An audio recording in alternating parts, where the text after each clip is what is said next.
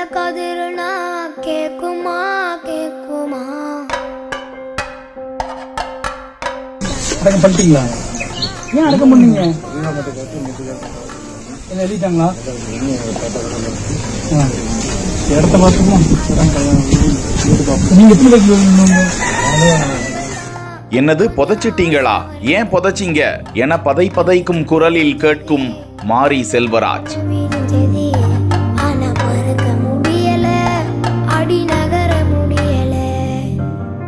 வெள்ளம் சூழ்ந்து விட்டதால் இறந்து போனவரின் உடலை மயானத்திற்கு கூட எடுத்துச் செல்ல முடியாத அவலத்தால் உடலை வீட்டின் கொல்லை புறத்திலேயே சேரும் சகதியும் நிறைந்த பகுதியில் புதைத்து விட்டதாக உறவுகள் கலங்கி கூறும் அதிர்ச்சி காணொளி.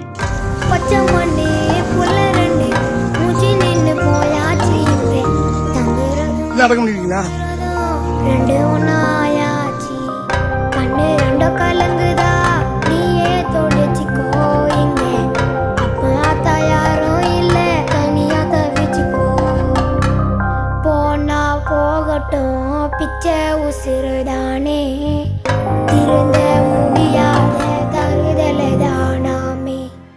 தூத்துக்குடி மாவட்டத்தில் வெள்ளத்தால் சூழ்ந்த பகுதிகளில் செய்துங்கநல்லூர் உள்ளிட்ட அதனை சுற்றியுள்ள 20க்கும் மேற்பட்ட கிராமங்கள் வெள்ள நீரால் அவதியுற்று வரும் நிலையில் அப்பகுதிகளில் சுற்றி சுழன்று மக்களுக்கு தேவையான உதவிகளை பேரிடர் மீட்பு குழுவினரை அழைத்துச் சென்றும் உணவுகளை வழங்கியும் உதவிக்கரம் நீட்டி சேரும் சகதியும் நிறைந்த பகுதிகளில் கல்லும் முள்ளும் காலுக்கு மெத்தை என வெறுங்காலால் தங்களது கிராம சுற்றுவட்டார பகுதிகளில் கால் கடுக்க நடந்து சென்று மக்களுக்கு தேவையான உதவிகளை வழங்கி வரும் மாரி செல்வராஜ் அப்பகுதியில் உடல் நலம் குன்றி உயிரிழந்து போன ஒருவரது உடலை வெள்ளம் சூழ்ந்து இருப்பதினால் மயானத்திற்கு கூட எடுத்துச் செல்ல முடியவில்லையாம்.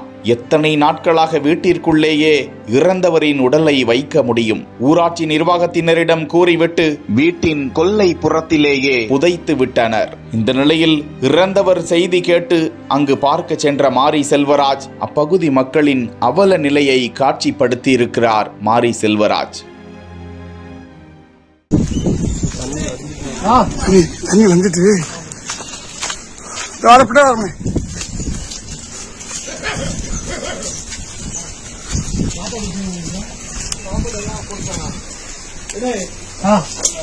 சாப்பாடு சாப்பாடு வருதுண்ணே. இல்ல அதுலயும் வருது.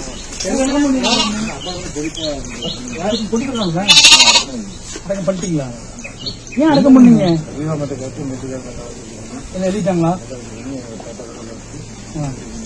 இடத்த பார்த்துமா நீங்க எப்படி வைக்கணும்? கிளம்பி வருதுண்ணா.